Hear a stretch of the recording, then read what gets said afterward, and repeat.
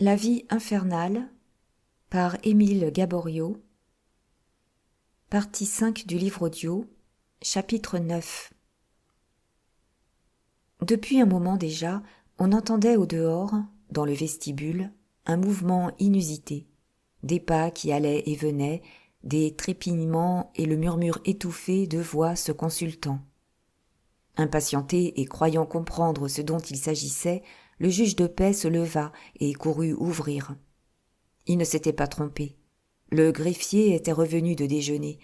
Il n'osait troubler le magistrat, et cependant, le temps lui paraissait long. « Ah, c'est vous, monsieur, » fit le vieux juge. « Eh bien, commencez l'inventaire des objets en vue, je ne tarderai pas à vous rejoindre. » Et, refermant la porte, il revint s'asseoir.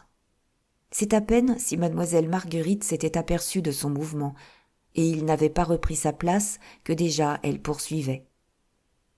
De ma vie, je n'avais aperçu un homme aussi imposant que le comte de Chalus. Tout en lui, son attitude, sa haute taille, la façon dont il était vêtu, son visage, son regard, devaient frapper de respect et de crainte une pauvre enfant comme moi. Et c'est à peine si j'eus assez de présence d'esprit pour m'incliner devant lui respectueusement. Lui me dévisagea d'un œil indifférent, et du bout des lèvres laissa tomber ces froides paroles. « Ah, c'est là cette jeune fille dont vous me parliez. » L'accent du comte trahissait si bien une surprise désagréable que madame la supérieure en fut frappée. Elle me regarda et parut indignée et désolée de mon accoutrement plus que modeste. « Il est honteux, » s'écria-t-elle, « de laisser sortir une enfant ainsi vêtue. » Et tout aussitôt, elle m'arracha, plutôt qu'elle ne dénoua mon tablier de cuisine, et de ses propres mains se mit à relever mes cheveux, comme pour mieux faire valoir ma personne. « Ah, ces patrons, » répétait-elle, « les meilleurs ne valent rien. Comme ils abusent, impossible de se fier à leurs promesses. On ne peut cependant pas être toujours sur leur dos. » Mais les efforts de madame la supérieure devaient être perdus. Monsieur de Chalus était détourné d'un air distrait, et il s'entretenait avec des messieurs qui se trouvaient là. Car alors seulement, je le remarquai, le bureau était plein de monde. À côté du monsieur à calotte de soie noire, 5 ou 6 autres se tenaient debout, de ceux que j'avais vus venir assez souvent pour inspecter l'hospice. De qui s'entretenaient-ils ? De moi, bien évidemment. Je le reconnaissais au regard que tous m'adressaient, regard où il n'y avait d'ailleurs que bienveillance. Madame la supérieure était allée se mêler à leur groupe.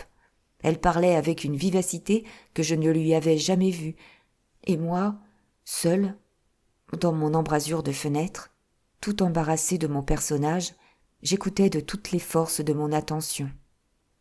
Mais j'avais beau tendre outre mesure mon intelligence, je ne comprenais pas grand-chose aux phrases qui se succédaient, non plus qu'aux observations et aux objections. Et à tout moment revenaient les mots de tutelle officieuse, d'adoption ultérieure, de commission administrative, d'émancipation, de dot, de compensation, d'indemnité pour les aliments fournis. Un seul fait précis ressortait pour moi de tout ce que je voyais et entendais. Monsieur le comte de Chalus demandait une certaine chose, et les messieurs, en échange, en exigeaient d'autres, et encore, et toujours davantage, à mesure qu'ils répondaient. « Oui, oui, c'est accordé, c'est entendu. » Même à la fin, il me sembla qu'il s'impatientait, car c'est de la voix brève que donne l'habitude du commandement qu'il répondit. « Je ferai tout ce que vous voulez. Souhaitez-vous quelque chose de plus ?» Les messieurs aussitôt se turent, et madame la supérieure se mit à protester que monsieur le comte était trop bon 1000 fois, mais qu'on n'avait pas attendu moins de lui, dernier représentant d'une de ces grandes et anciennes familles où la charité est une tradition. Je ne saurais rendre à cette heure la surprise et l'indignation que j'éprouvai alors. Je devinais, je sentais, une voix au-dedans de moi me criait que c'était mon sort, mon avenir, ma vie qui s'agitait et se décidait en ce moment, et je n'étais même pas consultée. On disposait de moi comme si on eût été sûr que je ne pouvais refuser mon assentiment après qu'on se serait engagé pour moi.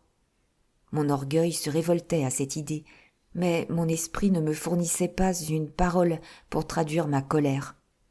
Rouge, confuse, furieuse, je me demandais comment intervenir, quand tout à coup la délibération cessa et je fus entourée de tous ces messieurs. L'un d'eux, un petit vieux, qui avait un sourire béat et des yeux étincelants, me tapa doucement sur la joue en disant « Et elle est aussi sage que jolie !»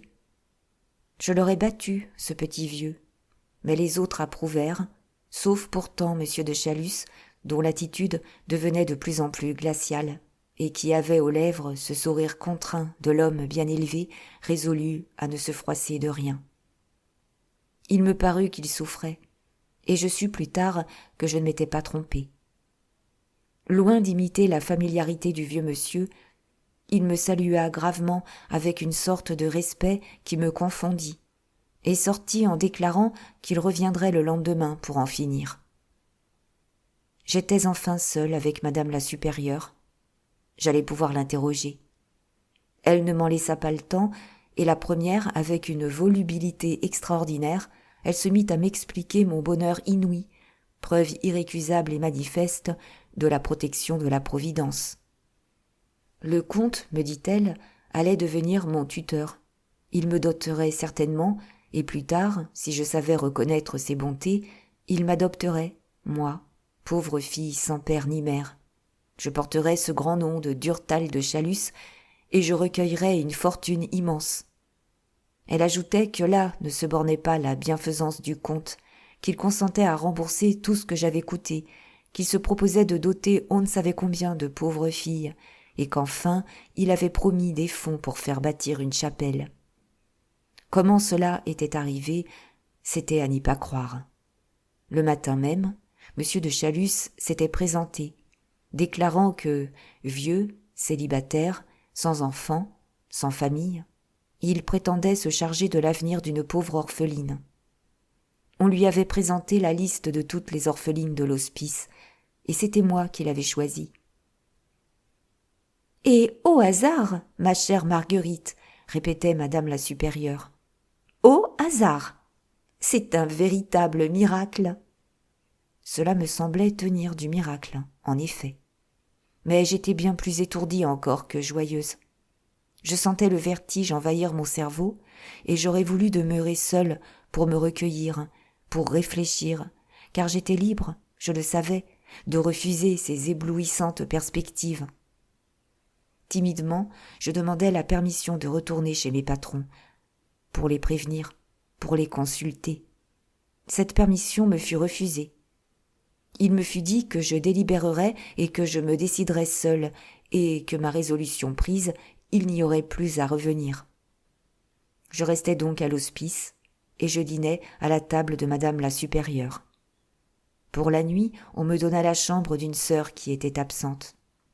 Ce qui m'étonnait le plus, c'est qu'on me traitait avec une visible déférence, comme une personne appelée à de hautes destinées et dont, sans doute, on attendait beaucoup.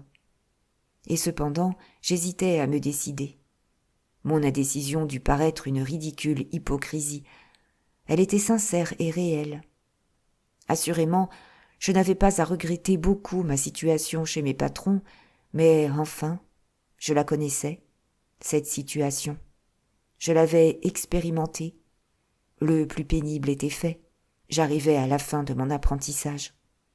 J'avais, pour ainsi dire, arrangé ma vie. L'avenir me paraissait sûr. L'avenir. Que serait-il avec le comte de Chalus? On me le faisait si beau, si éblouissant, que j'en étais épouvantée. Pourquoi le comte m'avait-il choisi de préférence à tout autre? Était-ce vraiment le hasard qui avait déterminé son choix? Le miracle, en y réfléchissant, me paraissait préparé de longue main et devait, pensais-je, cacher quelque mystère. Enfin, plus que tout, l'idée de m'abandonner à un inconnu, d'abdiquer ma volonté, de lui confier ma vie, me répugnait. On m'avait accordé 48 heures pour prendre un parti. Jusqu'à la dernière seconde, je demeurais en suspens. Qui sait? C'eût été un bonheur peut-être si j'eusse su me résigner à l'humilité de ma condition. Je me serais épargné bien des souffrances que je ne pouvais même pas concevoir. Je n'eus pas ce courage. Et le délai expiré, je répondis que je consentais à tout. Mademoiselle Marguerite se hâtait. Après avoir trouvé une sorte de douceur triste à s'attarder parmi les lointaines impressions de sa première enfance, elle souffrait davantage à mesure que son récit se rapprochait du moment présent.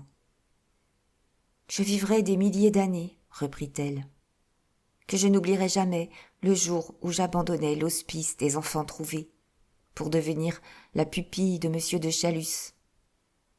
C'était un samedi. La veille, j'avais rendu ma réponse à madame la supérieure. Dès le matin, je vis arriver mes anciens patrons. On était allé les prévenir, et ils venaient me faire leurs adieux. La rupture de mon contrat d'apprentissage avait présenté quelques difficultés, mais le comte avait tout aplani avec de l'argent. N'importe, ils me regrettaient, je le vis bien. Leurs yeux étaient humides.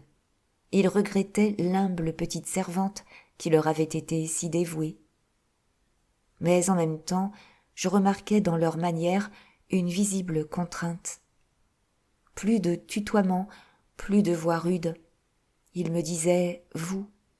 Ils m'appelaient « mademoiselle ». Pauvres gens. Ils s'excusaient avec des paroles grotesques et attendrissantes d'avoir osé accepter mes services, déclarant en même temps qu'ils ne me remplaceraient jamais pour le même prix. La femme surtout me jurait qu'elle ne se consolerait jamais de n'avoir pas remis vertement à sa place son frère.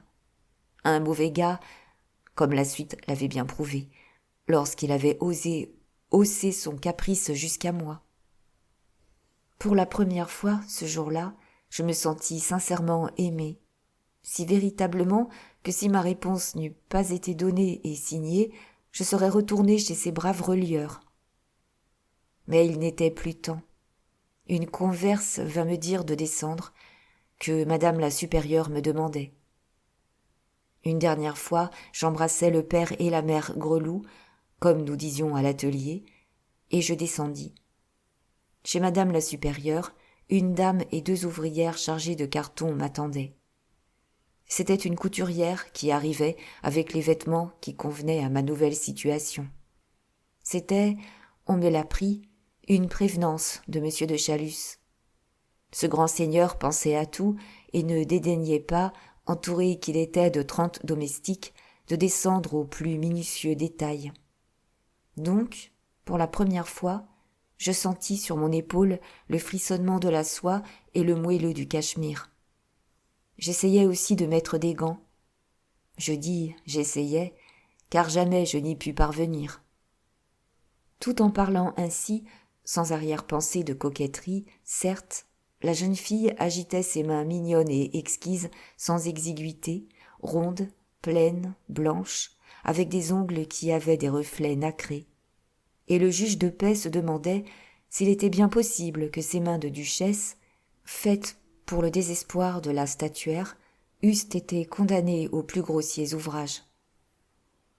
Ah, ma toilette ne fut pas une petite affaire, reprit-elle avec un sourire qui empruntait aux circonstances quelque chose de navrant. Toutes les bonnes sœurs réunies autour de moi mettaient à me faire belle autant de soins et de patience qu'elles en déployaient à parer les jours de fête la Vierge de notre chapelle. Un secret instinct me disait qu'elles se fourvoyaient, que leur goût n'était pas le goût, qu'elles m'habillaient ridiculement, n'importe. Je les laissais se contenter sans mot dire. J'avais le cœur horriblement serré. Jamais attention faite pour rendre joyeuse n'apporta tant de tristesse. Je croyais sentir encore sur ma main les larmes de madame Grelou, et ses parures criardes me paraissaient aussi funèbres que la dernière toilette du condamné. Enfin, elles trouvèrent leur œuvre parfaite, et alors j'entendis autour de moi comme une clameur d'admiration. Jamais les sœurs, à les entendre, n'avaient contemplé rien de si merveilleux. Celles qui étaient à la classe ou à la couture furent mandées pour juger, et même les plus sages d'entre les orphelines furent admises. Peut-être, pour ces dernières, devais-je être un exemple destiné à rendre les bons conseils palpables, car madame la supérieure disait à toutes « Vous voyez, mes chères filles, où mène une bonne conduite. Soyez sages autant que notre chère Marguerite, et Dieu vous récompensera comme elle. » Et moi, roide sous mes superbes atours, plus qu'une momie sous ses bandelettes, les bras écartés du corps, pâle d'appréhension, j'attendais. J'attendais monsieur de Chalus, qui devait venir me prendre après avoir terminé toutes les formalités qui allaient substituer son autorité à l'autorité de la commission administrative de l'hospice. 1 heure sonna, monsieur le comte de Chalus parut. C'était bien lui, tel que je l'avais entrevu, tel qu'il assiégeait ma mémoire. C'était ce même flegme hautain qui m'avait glacé, ce même œil impassible. À peine daigna-t-il me regarder, et moi, qui l'observais avec une anxiété poignante, je ne pus lire sur son visage ni approbation, ni blâme. « Vous voyez, monsieur le comte, dit madame la supérieure en me montrant, que vos intentions ont été scrupuleusement suivies. »« Je vous en remercie, ma sœur, dit-il, et c'est à vos pauvres que je prouverai l'étendue de ma reconnaissance. » Puis, se retournant vers moi, « Marguerite, me dit-il, prenez congé de vos mères, et dites-leur bien que vous ne les oublierez jamais. » Elle s'interrompit. Les larmes rendaient sa voix presque inintelligible, mais dominant aussitôt son attendrissement. « À ce moment seulement, monsieur, poursuivit-elle, je compris combien j'aimais ces pauvres sœurs que parfois j'avais presque maudites. Je sentis par combien d'affection je tenais à cette hospitalière maison. Et toutes ces petites infortunées, mes compagnes de misère et d'abandon. Mon cœur se brisait, et madame la supérieure, toujours si impassible, ne semblait guère moins émue que moi. Elle l'était. N'emportais-je pas, et pour quel hasard, cette fraction de son cœur qu'elle m'avait donnée? Enfin, monsieur de Chalus me prit le bras et m'entraîna. Dans la rue, nous attendait une voiture moins belle que celle qui était venue me prendre à mon atelier, mais beaucoup plus vaste et chargée de malles et de coffres. Elle était attelée de 4 chevaux gris conduits par des postillons portant l'uniforme de la poste de Paris. « Montez, mon enfant, » me dit monsieur de Chalus.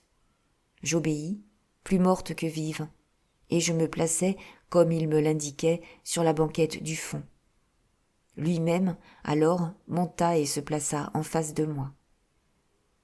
Ah, ce fut là, monsieur, une de ces émotions dont la seule pensée, bien des années après, remue l'âme jusqu'en ses plus intimes profondeurs. Sur la porte de l'hospice, toutes les sœurs se pressaient, fondant en larmes. Madame la supérieure même pleurait sans chercher à se cacher. « Adieu !» me criait-elle. « Adieu, chère fille aimée ! Adieu, chère petite ! Souvenez-vous de vos vieilles amies. Nous prierons Dieu pour votre bonheur. » Dieu ne devait pas les entendre. Sur un signe de monsieur de Chalus, un laquais ferma la portière, les postillons firent claquer leurs fouets et la lourde berline partit à fond de train. Le sort en était jeté. Il y avait comme un abîme désormais entre moi et cet hospice, où, à peine née, j'avais été apportée à demi morte, enveloppée de langes dont les angles chiffrés avaient été coupés. Je sentais que mon passé m'échappait. Quel serait l'avenir? Mais j'étais trop hors de moi pour réfléchir, et blottie dans un angle de la voiture, j'épiais monsieur de Chalus avec la poignante angoisse de l'esclave qui étudie son nouveau maître. « Ah, monsieur, Quelle stupeur tout à coup! La physionomie du comte changea comme s'il eût laissé tomber un masque. Ses lèvres tremblèrent, des éclairs de tendresse jaillirent de ses yeux et il m'attira à lui en s'écriant « Oh, Marguerite, ma Marguerite adorée, enfin, enfin !» Il sanglotait, ce vieux homme, que, dans mon ignorance, j'avais jugé plus froid et plus insensible que le marbre. Il m'étreignait entre ses bras, il me meurtrissait de ses baisers. Et moi, je me sentais affreusement bouleversée par des sentiments étranges, inconnus, indéfinissables. Mais je ne tremblais plus. Une voix au-dedans de moi me criait que c'était comme une chaîne mystérieuse brusquement rompue qui tout à coup se renouait entre M. de Chalus et moi. Et cependant, je me rappelais les explications de la supérieure de l'hospice. Ce miracle en ma faveur, cette admirable intervention de la Providence dont elle m'avait parlé. « Ce n'est donc pas le hasard, monsieur le comte ?» demandai-je. « Qui a décidé votre choix entre toutes les orphelines ?» Ma question parut le confondre. « Pauvre Marguerite !» murmura-t-il. « Chère fille adorée, voici des années que je prépare ce hasard. » À l'instant même, toutes les histoires romanesques de l'hospice me revinrent en mémoire. Et Dieu sait s'il s'en raconte, que les sœurs converses se transmettent de génération en génération, et qui sont comme la légende d'or des enfants trouvés. Cette formule désolante, père et mère inconnus, sur un acte de naissance, est comme une excitation aux plus dangereuses imaginations, une porte ouverte aux espérances les plus extravagantes. Et je me mis à fixer le comte de Chalus, essayant de découvrir dans ses traits quelque chose des miens, m'efforçant de saisir une vague ressemblance. Lui ne paraissait pas s'apercevoir de l'obstination de mon regard, et poursuivant une pensée obsédante, il murmurait « Le hasard ! Il fallait qu'on y crût, on y a cru, et cependant, les plus habiles chercheurs de Paris, depuis le vieux Tabaret jusqu'à Fortunat, le dénicheur d'héritage, les maîtres dans l'art de suivre une piste, ont épuisé leurs ressources à seconder mes recherches acharnées. L'angoisse me devenait intolérable. Aussi, n'y tenant plus. « Alors, monsieur le comte, dis-je avec un horrible battement de cœur, vous êtes mon père ? C'est vous ? » De la main, il me ferma la bouche si violemment qu'il me fit mal. Et d'une voix sourde, « Imprudente ! Malheureux enfant !» balbutia-t-il. « Que venez-vous de dire ? Oubliez jusqu'à cette funeste pensée. Ce nom de père, ne le prononcez jamais. Vous m'entendez ? Jamais.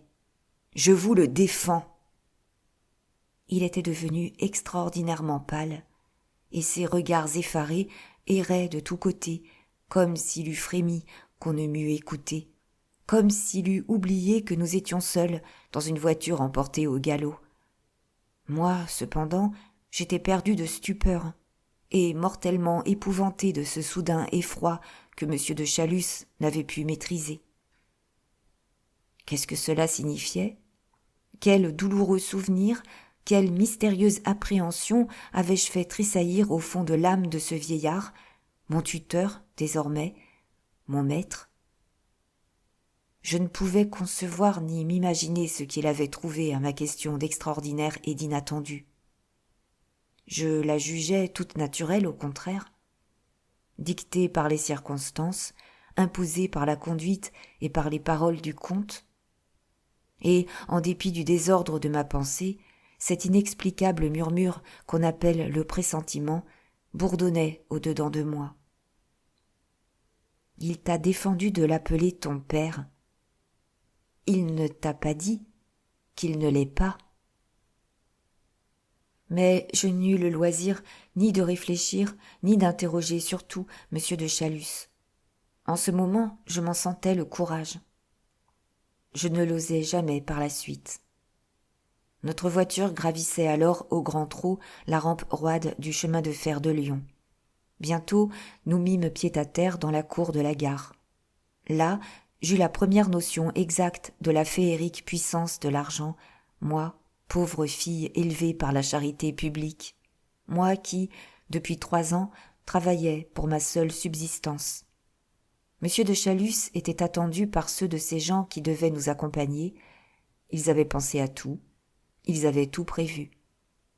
Je n'avais pas eu le temps de regarder autour de moi que déjà nous étions sur le quai, devant un train prêt à partir. En face, sur une plateforme, je reconnus, fixée et amarrée, la berline de voyage qui nous avait amenés. Je m'apprêtais à y monter, car déjà les employés criaient « En voiture, messieurs les voyageurs !» Quand monsieur de Chalus m'arrêta. « Pas ici, me dit-il, venez avec moi. » Je le suivis, et il me mena à un wagon magnifique, plus grand et plus haut que tous les autres, portant au centre, en relief, les armes des Chalus. « Voici votre voiture, chère Marguerite, » me dit-il. J'y entrai. La vapeur siffla, le train était parti. Mademoiselle Marguerite succombait de lassitude. La sueur perlait à ses tempes, sa poitrine haletait, sa voix commençait à se trahir. Le juge de paix s'effraya presque. « De grâce, mademoiselle, interrompit-il, reposez-vous, rien ne nous presse. » Mais elle, secouant la tête, « Mieux vaut finir, fit-elle. Après, je n'aurai plus le courage de reprendre. » Et elle continua. Un tel voyage, pour moi qui n'étais jamais allé plus loin que Versailles, eût dû être un long enchantement. Notre wagon, le wagon de monsieur de Chalus, était une de ces dispendieuses fantaisies que peu de millionnaires se permettent. Il se composait d'un salon, qui était un chef-d'œuvre de goût et de luxe, et de 2 compartiments, un à chaque bout, formant 2 chambres avec leur lit de repos. Et tout cela, le comte ne se lassait pas de me le répéter, était à moi seul. C'est appuyé sur des coussins de velours que je regardais par la portière, surgir et s'évanouir aussitôt les paysages. Penché près de moi, monsieur de Chalus me nommait toutes les villes et les moindres villages que nous traversions. Brunoy, Melun, Fontainebleau, Villeneuve, Sens, La Roche. Et à toutes les stations, dès qu'il y avait 5 minutes d'arrêt, les domestiques qui voyageaient dans la berline accouraient nous demander nos ordres. À Lyon, au milieu de la nuit, un souper nous attendait, qu'on servit dès que nous descendîmes de wagon. Puis on nous avertit de remonter, et le train repartit. Quels émerveillements pour une pauvre petite ouvrière de 15 ans qui, la veille encore, bornait ses plus hautes ambitions à un gain de 5 francs par jour. Quel foudroyant changement! Le comte m'avait fait me retirer dans une des chambres du wagon, et là, le sommeil me gagnant, je finissais par perdre l'exacte notion de moi, ne sachant plus distinguer la réalité du rêve. Cependant, une inquiétude m'obsédait, dominant l'étourdissement. L'incertitude de ce qui m'attendait au bout de cette longue route. Monsieur de Chalus restait bon et affectueux avec moi, mais il avait repris son flegme habituel, et mon bon sens me disait qu'à le questionner, je perdrais mes peines. Enfin, le lendemain, après 30 heures de chemin de fer, nous remontâmes dans la berline attelée de chevaux de poste, et peu après, monsieur de Chalus me dit « Voici Cannes. Nous sommes arrivés. » Dans cette ville, une des plus charmantes qui se mirent aux flots bleus de la Méditerranée, le comte possédait un véritable palais, au milieu d'un bois d'orangers, à 2 pas de la mer, en face de ces 2 corbeilles de myrte et de laurier rose qu'on appelle les îles Sainte-Marguerite. Il se proposait d'y passer quelques mois, le temps qu'il faudrait à mon apprentissage du luxe. C'est que, dans ma situation nouvelle, j'étais incroyablement gauche et sauvage, d'une timidité extraordinaire que redoublait mon orgueil, et si dépaysé que j'en étais à ne plus savoir, pour ainsi dire, me servir de mes mains, ni marcher, ni me tenir. Tout m'embarrassait et m'effarouchait, et, pour comble, j'avais conscience de mon étrangeté, Je voyais mes maladresses et que je manquais à tous les usages. Je comprenais que je ne parlais même pas la langue des gens qui m'entouraient. Et cependant, le souvenir de cette petite ville de Cannes me sera toujours cher. C'est là que j'ai entrevu pour la première fois celui qui maintenant est mon unique ami en ce monde. Il ne m'avait pas adressé la parole, mais à la commotion que je ressentis là, dans la poitrine, quand nos yeux se rencontrèrent, je compris qu'il aurait sur ma vie une influence décisive. L'événement m'a prouvé que je ne m'étais pas trompée. Dans le moment, cependant, je ne sus rien de lui. Pour rien au monde, je n'eusse questionné. Et c'est par hasard que j'ai appris qu'il habitait Paris, qu'il était avocat, qu'il se nommait Pascal, et qu'il était venu dans le Midi pour accompagner un de ses amis malades. D'un seul mot, à cette époque, le comte de Chaalus pouvait assurer le bonheur de ma vie et de la sienne. Ce mot, il ne le prononça pas. Il fut pour moi le meilleur et le plus indulgent des pères, et souvent j'ai été touchée jusqu'aux larmes de son ingénieuse tendresse. Mais s'il était à genoux devant le moindre de mes désirs, il ne m'accordait pas sa confiance. Il y avait entre nous un secret qui était comme un mur de glace. Je m'accoutumais cependant à ma nouvelle vie, et mon esprit reprenait son équilibre, quand un soir, le comte rentra plus bouleversé, s'il est possible, que le jour de ma sortie de l'hospice. Il appela son valet de chambre et, d'un ton qui n'admettait pas de réplique, « Je veux partir, dit-il. Je veux être parti avant 1 heure. Procurez-vous des chevaux de poste à l'instant. » Et comme mes yeux, à défaut de ma bouche, interrogeaient, « Il le faut, ajouta-t-il. Hésiter serait folie. Chaque minute ajoute pour ainsi dire au péril qui nous menace. J'étais bien jeune, monsieur, inexpérimentée, toute ignorante de la vie. Mais la souffrance, l'isolement, la certitude de n'avoir à compter que sur moi avaient donné à mon intelligence cette maturité précoce qui est le lot des enfants des pauvres. Prévenue, aussitôt admise près de monsieur de Chaalus, qu'il me faisait mystère d'une certaine chose, je m'étais mise à l'étudier avec cette patiente sagacité de l'enfant, redoutable parce qu'on ne la soupçonne pas. Et j'en étais arrivée à cette conviction qu'une perpétuelle terreur troublait sa vie. Était-ce donc pour lui qu'il tremblait, ce grand seigneur que son titre, ses relations et sa fortune faisaient si puissant? Évidemment non. C'était donc pour moi? Sans doute. Mais pourquoi? Bientôt il me fut prouvé qu'il me cachait, ou que du moins il empêchait par tous les moyens en son pouvoir que ma présence près de lui ne fût connue hors d'un cercle très restreint. Notre brusque départ de Cannes devait justifier toutes mes conjectures. Ce fut à proprement parler une fuite. Nous nous mîmes en route, à 11 heures du soir, par une pluie battante, avec les premiers chevaux qu'on put se procurer. Le seul valet de chambre de monsieur de Chaalus nous accompagnait. Non Casimir, celui qui m'accusait, il n'y a qu'un instant, mais un autre, un vieux et digne serviteur, mort depuis, malheureusement, et qui avait toute la confiance de son maître. Des autres domestiques, congédiés avec une gratification princière, devaient se disperser le lendemain. Nous ne revenions pas sur Paris. Nous nous dirigions vers la frontière italienne. Il faisait encore nuit noire quand nous arrivâmes à Nice, devenue depuis peu une ville française. Notre voiture s'arrêta sur le port, le postillon détela ses chevaux et nous restâmes là. Le valet de chambre s'était éloigné en courant.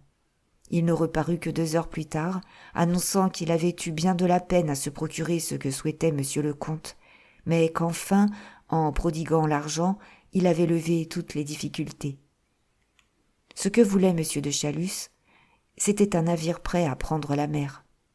Bientôt, celui qui avait arrêté le valet de chambre vint se ranger le long du quai. Notre berline fut hissée sur le pont et nous mîmes à la voile.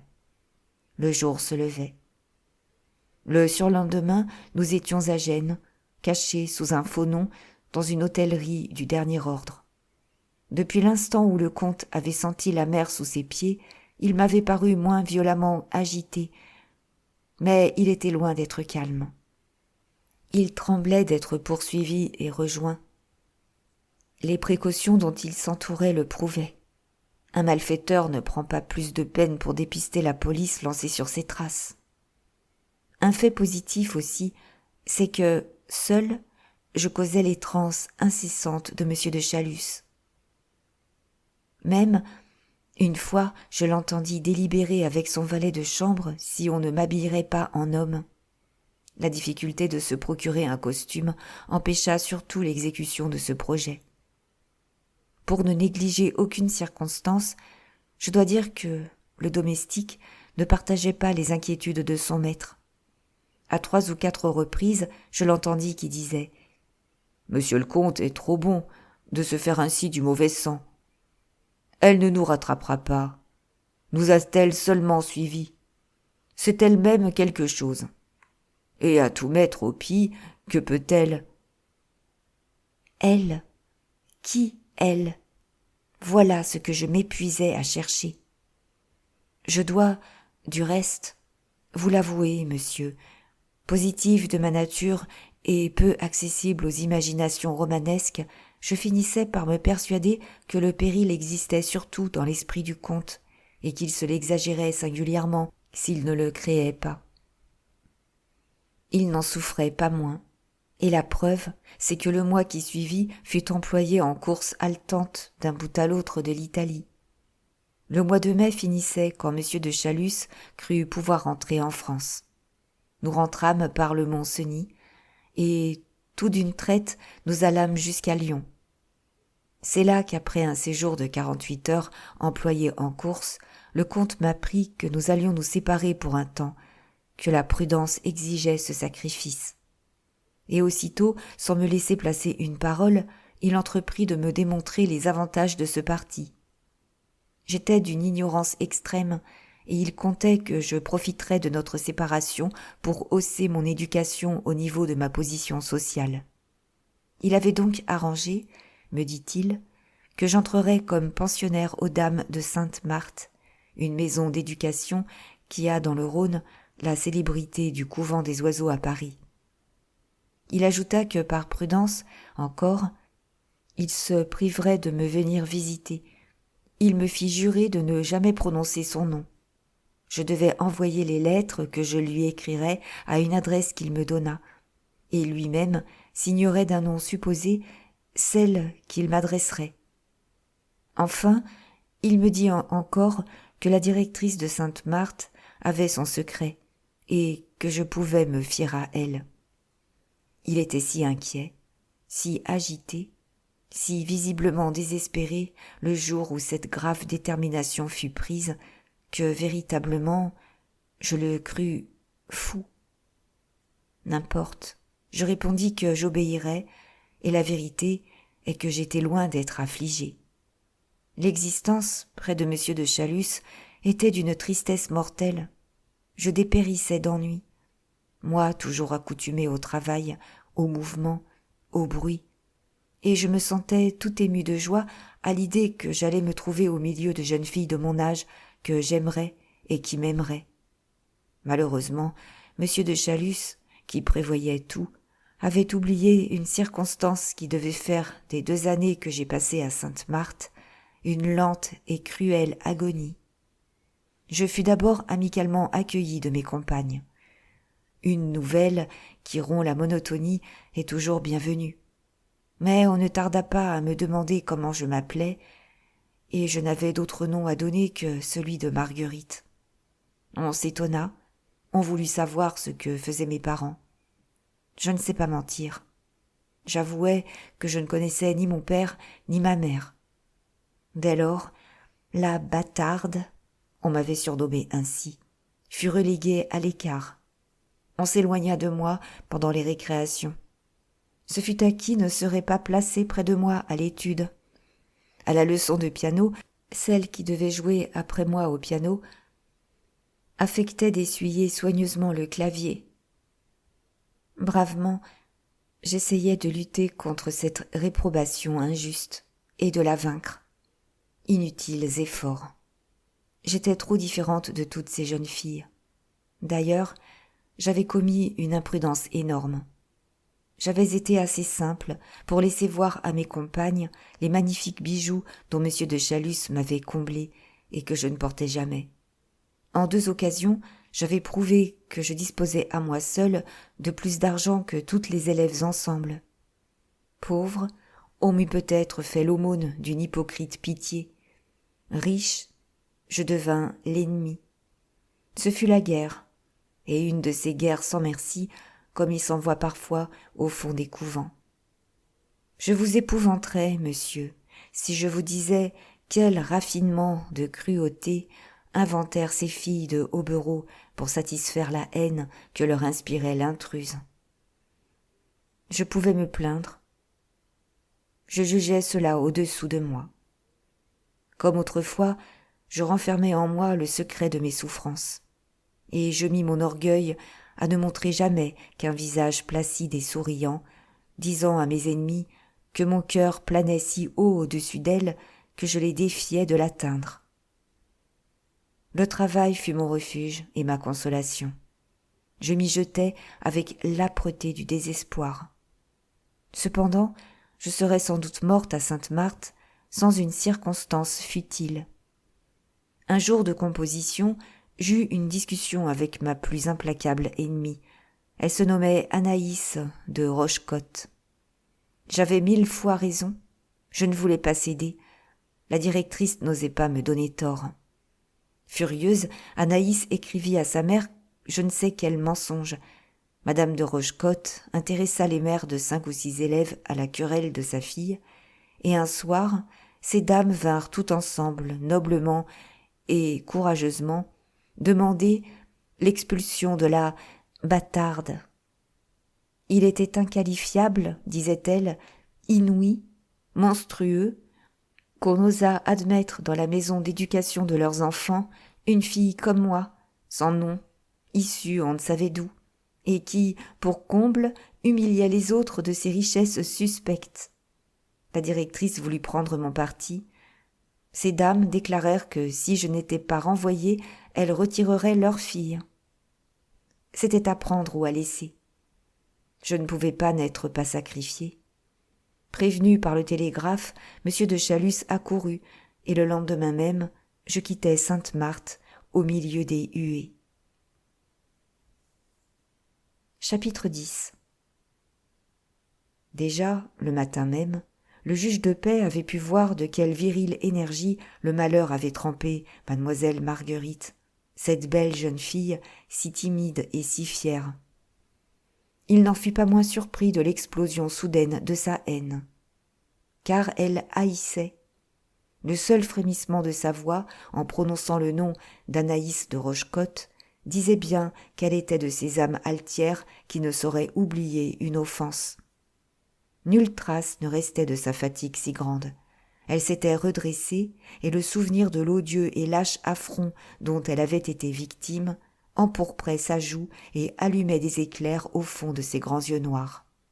« Cette atroce humiliation n'a guère plus d'1 an de date, monsieur, reprit-elle.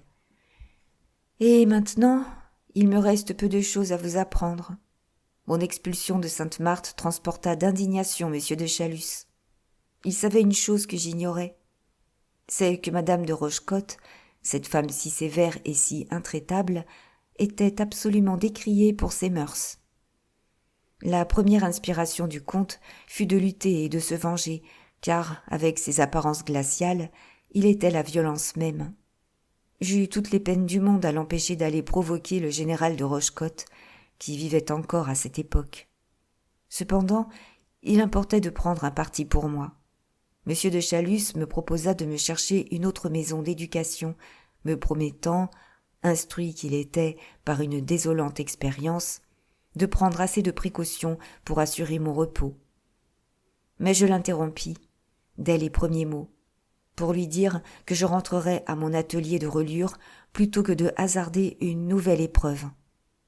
Et ce que je disais, je le pensais. Un subterfuge indigne de moi, une supposition de nom, par exemple, pouvait seul me mettre à l'abri des avanies de Sainte-Marthe.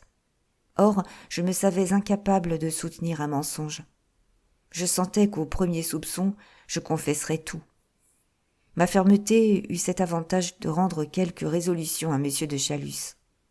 Il s'écria, en jurant, ce qui ne lui arrivait presque jamais, que j'avais 1000 fois raison, qu'il était là, à la fin, de trembler et de se cacher, et qu'il allait prendre ses mesures pour me garder près de lui. Ainsi, conclut-il en m'embrassant, le sort en est jeté, et il arrivera ce qui pourra. Mais ces mesures dont il parlait exigeaient un certain délai, et en attendant, il décida qu'il m'établirait à Paris, la seule ville où on puisse échapper aux indiscrétions. Il acheta donc pour moi, non loin du Luxembourg, une maison petite et commode, avec un jardinet sur le devant, et il m'y installa avec 2 vieilles bonnes et un domestique de confiance. Comme il me fallait, en outre, un chaperon, il se mit en quête et m'amena madame Léon. Le juge de paix, à ce nom, releva un peu la tête, enveloppant mademoiselle Marguerite d'un regard perspicace. Il espérait que quelque chose en elle lui apprendrait ce qu'elle pensait au juste de la femme de charge, et quel degré de confiance elle lui accordait. Mais elle fut impénétrable. Après tant de traverses, poursuivit-elle, j'ai pu croire un instant que la destinée se lassait. Oui, je l'ai cru. Et quoi qu'il advienne, les mois que j'ai passés dans cette chère maison seront les plus heureux de ma vie. Je m'y plus tout d'abord. J'y trouvai la solitude et la paix. Mais quelle ne fut pas ma stupeur, le lendemain même de mon installation, lorsque, descendant à mon petit jardin, j'aperçus debout, arrêté devant la grille, ce jeune homme que j'avais entrevu à Cannes et dont la physionomie, après plus de 2 ans, restait dans ma mémoire comme l'expression achevée des sentiments les meilleurs et les plus nobles. J'eus comme un éblouissement. Quel mystérieux hasard l'avait fait s'arrêter là, précisément à cette heure? Ce qui est sûr, c'est qu'il me reconnut comme je le reconnaissais. Il me salua en souriant un peu, et je m'enfuis, indigné surtout de ne me point sentir d'indignation de son audace. Je fis beaucoup de projets ce jour-là. Mais le lendemain, à la même heure, j'étais caché derrière une persienne, et je le vis, comme la veille, s'arrêter et regarder avec une évidente anxiété. Bientôt je sus qu'il demeurait tout près de là, avec sa mère, une femme veuve, et que chaque jour, 2 fois, en allant au palais et en revenant, il passait devant ma maison. Elle était devenue cramoisie, elle baissait les yeux, elle balbutiait. Puis, tout à coup, rougissant de rougir, elle redressa le front, et d'une voix plus ferme, « Vous dirai-je, monsieur, notre simple histoire? À quoi bon? De tout ce qui s'est passé, je n'aurais rien à cacher à ma mère, si j'avais une mère. Quelques causeries furtives, quelques lettres échangées, un serrement de main à travers la grille. Et ce fut tout. Cependant, j'eus un tort grave et irréparable. Je manquai à la règle de ma vie, la franchise, et j'en suis cruellement puni. Je ne dis rien à M. de Chalus. Je n'osais pas.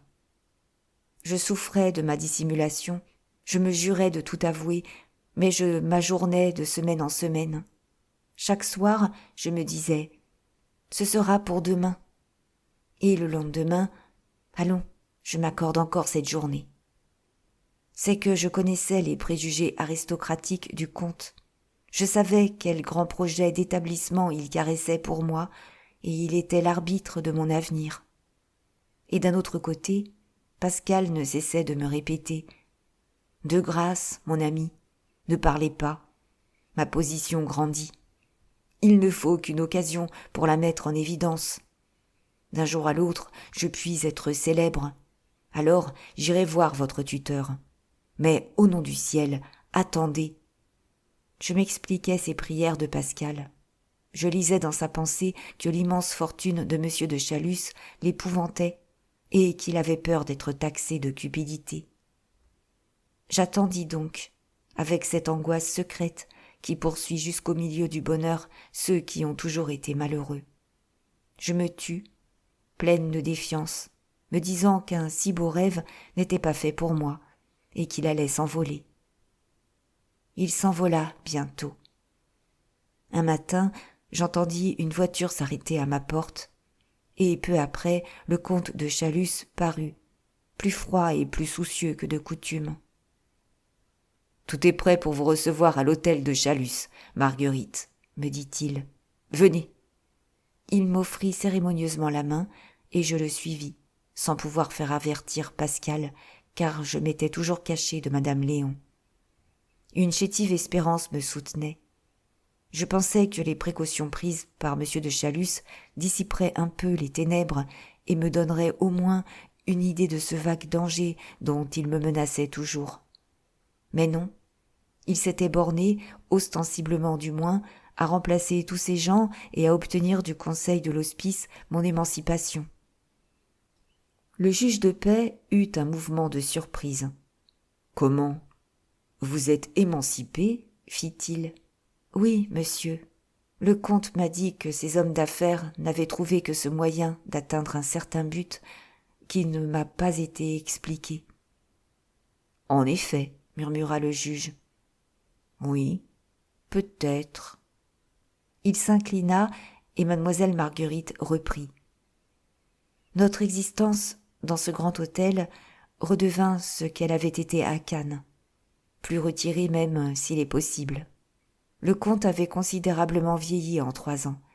Il était visible qu'il pliait sous le fait de quelques mystérieux chagrins.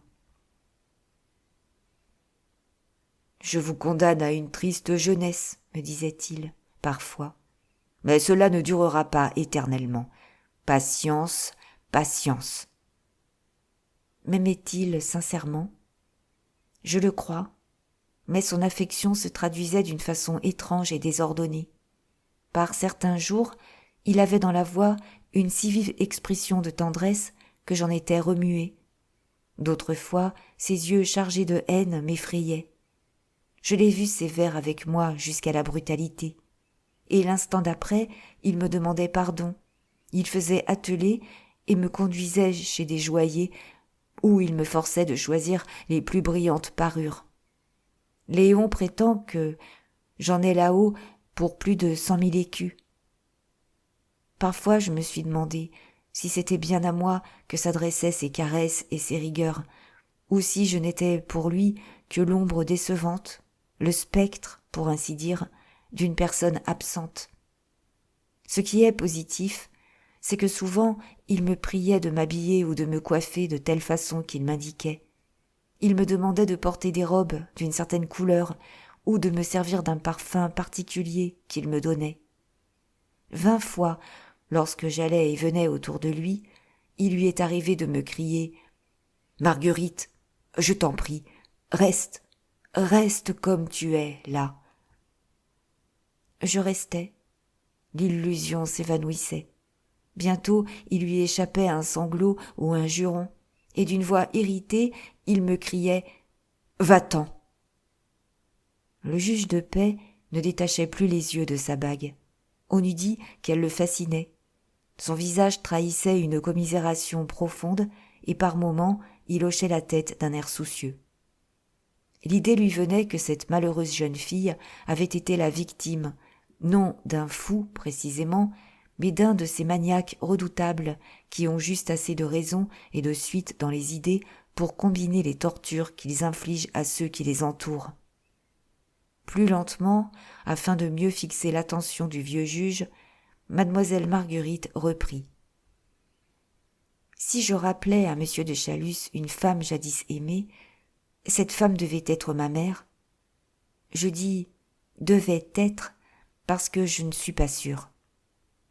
Saisir et suivre le fil de la vérité avec monsieur de Chalus était presque impossible, tant ses propos offraient de contradictions et d'incohérences, volontaires ou calculées.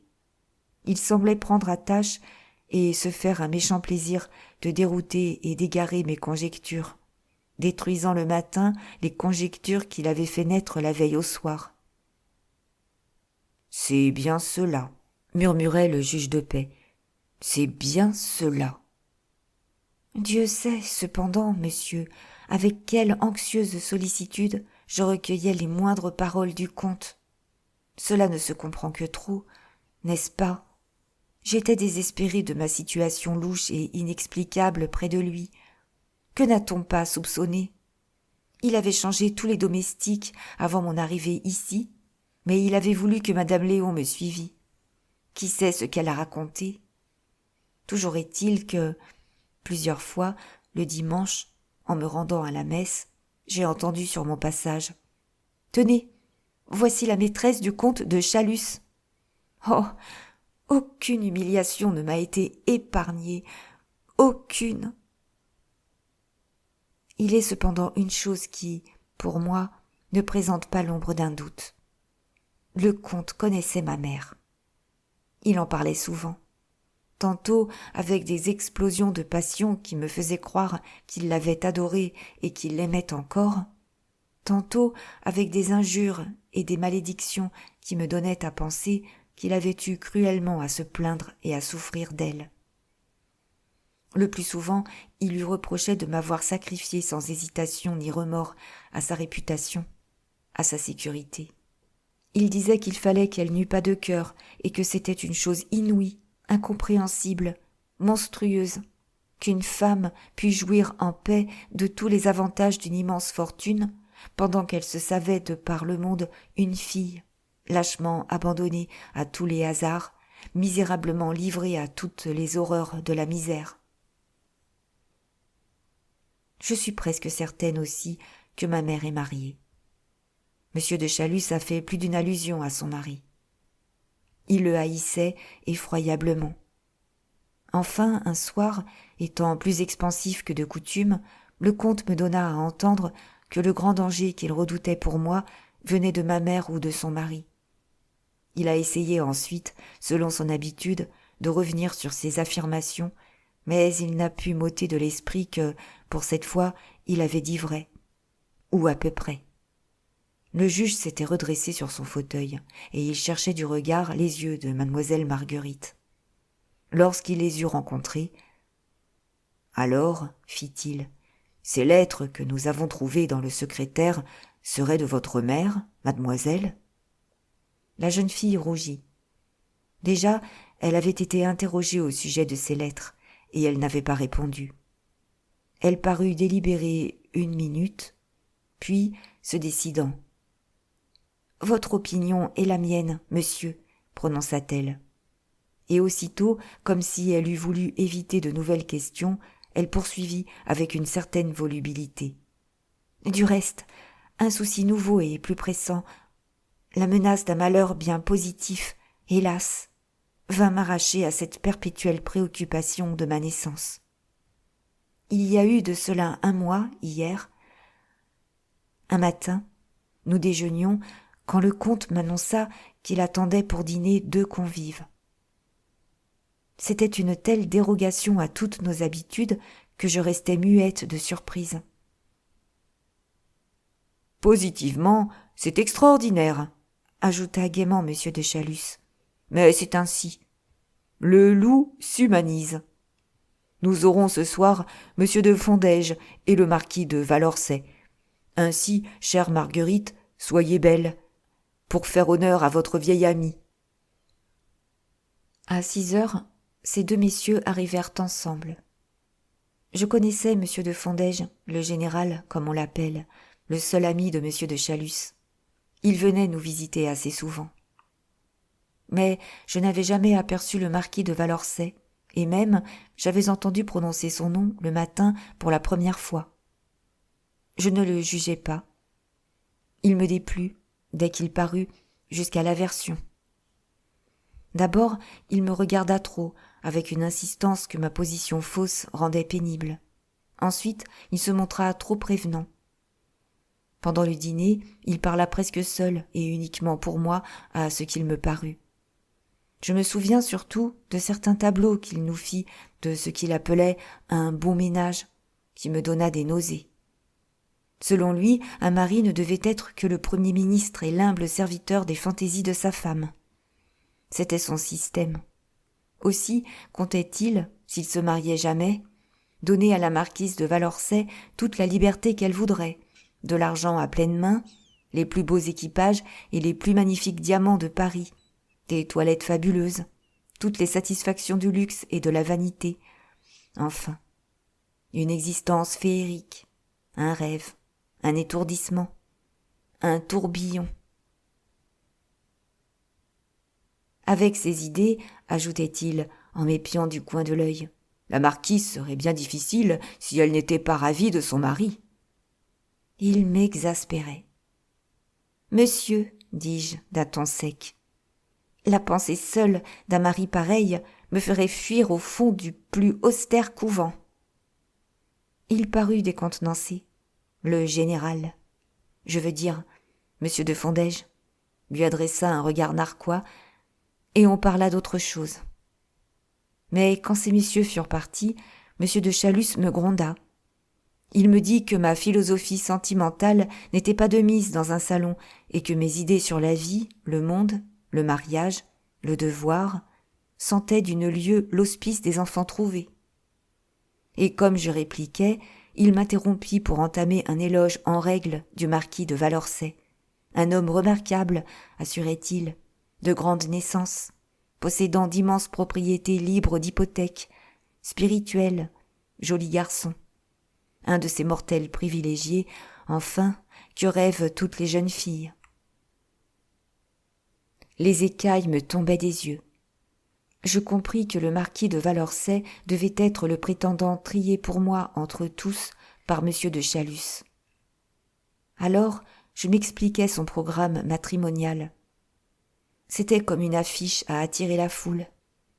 Et je fus indigné de ce qu'il m'estimait si vulgaire que de me laisser éblouir par la grossière fantasmagorie de cette vie de plaisir stupide qu'il m'avait décrite. Il m'avait déplu, je le méprisais pour l'avoir vu à genoux devant l'argent de monsieur de Chalus, car il n'y avait pas à se méprendre sur l'ignominie du marché que cachaient ses propos légers. Il m'avait offert ma liberté en échange de ma dot. Cela est admis, m'a-t-on dit.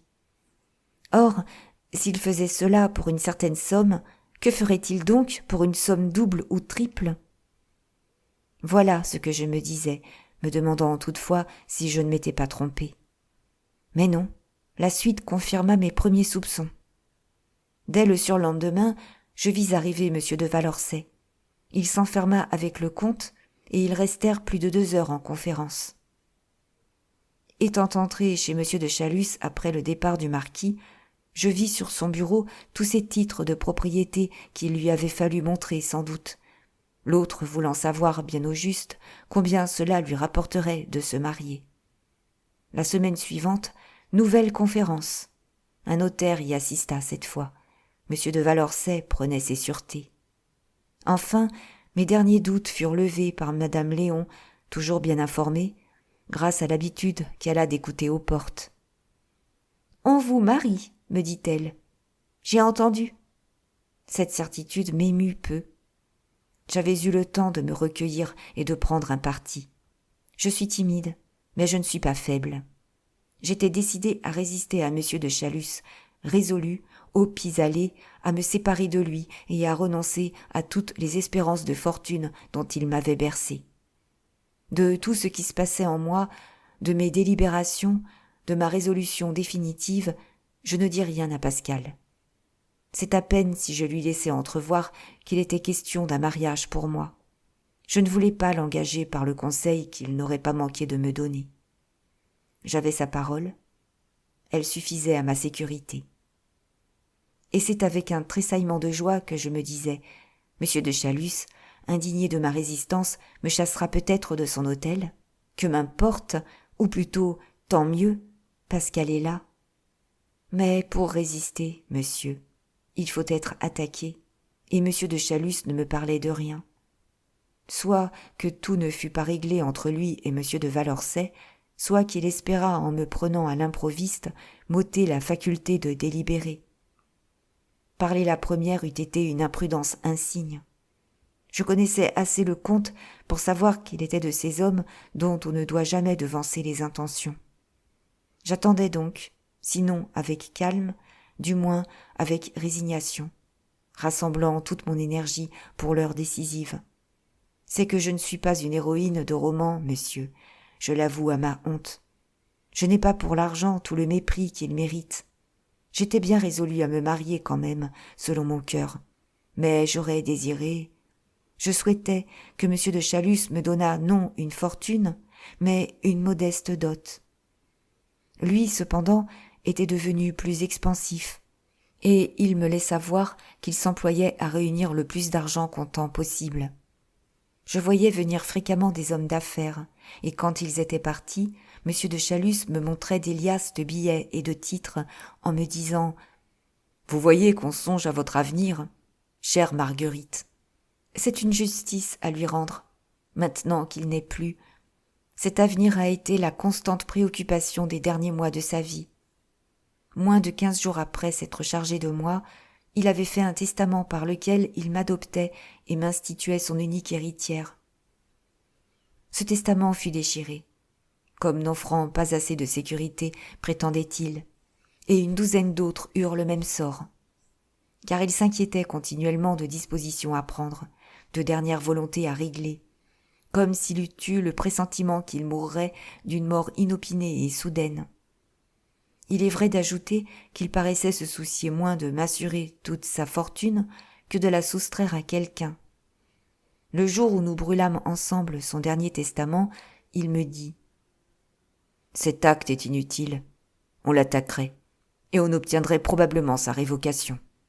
J'ai imaginé mieux, je tiens un expédient qui concilie tout. » Et comme je hasardais quelques objections, car il me répugnait d'être l'instrument d'une vengeance ou d'une injustice, et d'aider à dépouiller ses héritiers s'il en avait. « Mêlez-vous de vos affaires, me dit-il brutalement. Je ménage à ceux qui guettent ma succession la surprise qu'ils méritent. Ah, ils convoitent mes propriétés. Eh bien, ils les auront. Je les leur lèguerai, mais grevés d'hypothèques, jusqu'à l'extrême limite de leur valeur. » Et pour atteindre ce but, il dénaturait sa fortune, affirmant qu'il ne serait tranquille que le jour où elle tiendrait tout entière dans un portefeuille qu'il porterait toujours sur lui. De là, monsieur, ces immenses mouvements de capitaux, ces ventes, ces emprunts. De là, ces millions aux porteurs qui se trouvaient dans le secrétaire de M. de Chalus le matin du jour où la mort l'a surpris. Malheureux homme! De tous les projets qu'il méditait, aucun n'a réussi. Ils peuvent venir, ces héritiers qu'il redoutait, que je ne connais pas, dont personne ne soupçonnait même l'existence. Ils trouveront intacts les biens qu'il prétendait leur arracher. Il rêvait, pour moi, la situation la plus brillante, un grand nom, le titre de marquise, et il n'a pas même su préserver ma réputation des imputations les plus humiliantes. J'ai été accusée de vol avant que son cadavre fût seulement refroidi. Il me voulait riche, effroyablement riche, comme lui, et après avoir essayé de m'éblouir de ses millions, il ne me laisse pas de pain. Exactement parlant, pas de pain. Mon avenir le terrifiait, et il meurt sans m'avoir rien appris des mystérieux dangers qui me menacent, sans avoir pu me dire si véritablement, comme je le crois, comme j'en suis moralement sûre, il était mon père. Il m'a élevé malgré moi jusqu'aux plus hautes sphères sociales. Il m'a mis en main cette baguette magique qui s'appelle l'or. Il m'a montré le monde à mes pieds. Et tout à coup, il me laisse retomber plus bas qu'il ne m'avait prise. Ah, monsieur de Chalus, mieux eût valu me laisser à l'hospice des enfants trouvés. Je gagnerais ma vie maintenant. Et cependant, je vous pardonne. Mademoiselle Marguerite se recueillit un moment, cherchant dans sa mémoire si elle avait bien tout dit, si elle n'oubliait aucun détail. Ne trouvant rien, Elle s'approcha du juge de paix jusqu'à le toucher, et avec une émouvante solennité, « Vous connaissez à cette heure ma vie comme moi-même, monsieur, » prononça-t-elle. « Vous savez ce qu'ignore encore celui qui est devenu mon unique espoir. Puisse-t-il, quand je me montrerai à lui tel que je suis véritablement, ne pas me trouver indigne de lui. » Le juge de paix se dressa, comme mu par un ressort. 2 grosses larmes, les premières qu'il versa depuis des années, tremblèrent au bord de ses paupières et se perdirent dans les rides de son visage. « Vous êtes une digne et noble créature, mon enfant, dit-il. Et si j'avais un fils, je m'estimerais heureux qu'il fût choisi par une femme comme vous. » Elle le regarda d'un air de joie délirante, joignit les mains et, à bout de force, s'affaissa sur un fauteuil en murmurant « Oh, merci, monsieur, merci !» C'est qu'elle pensait à Pascal. C'est qu'elle s'était effrayée de ses sentiments quand elle lui exposerait loyalement tout ce passé de douleur et de misère qu'il ne connaissait pas. Et après les paroles du juge de paix, elle était rassurée.